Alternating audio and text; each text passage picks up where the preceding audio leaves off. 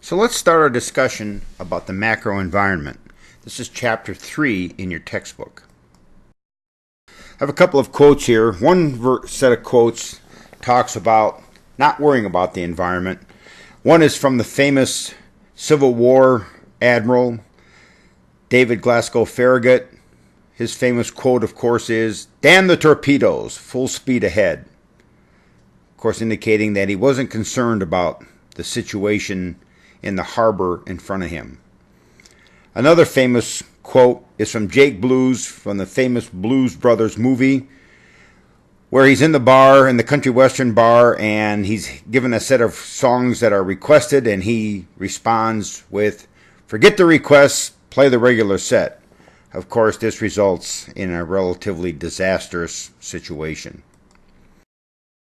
Probably a better way to look at the macro environment is with a couple of quotes that I really prefer. One is, "The long-run success of a firm is contingent on its ability to deal with changes in its business environment.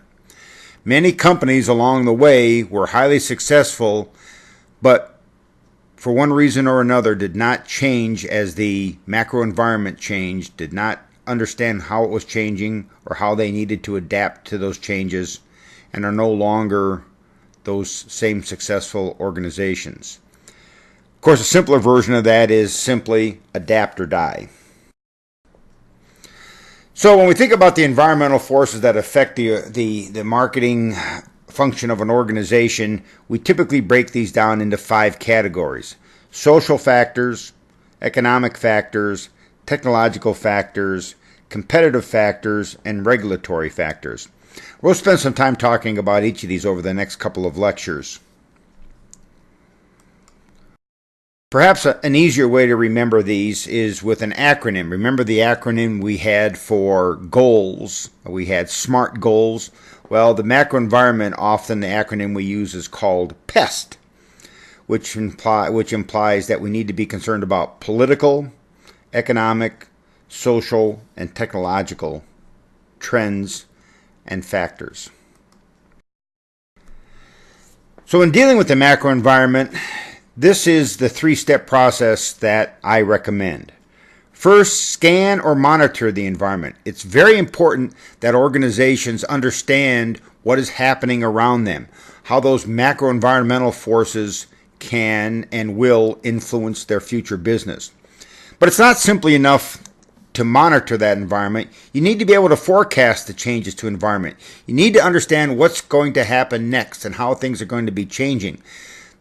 It is really valuable if an organization can forecast changes to the macro environment so that they can be ready to respond as those changes take place.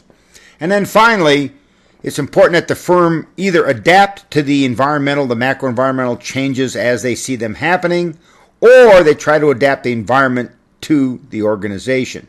The first one is relatively self-explanatory, but the second one is one that we see happening right now in our state government, where lobbyists, of course, go up to the state government as we prepare our newest budget and lobby for their programs and for things that they think are important for the success of their organizations, the people that they are lobbying for. In summary, this might be the most difficult of the possible factors to consider when looking at your marketing plan. And the reason, of course, is because the issues and trends in the macro environment are endless.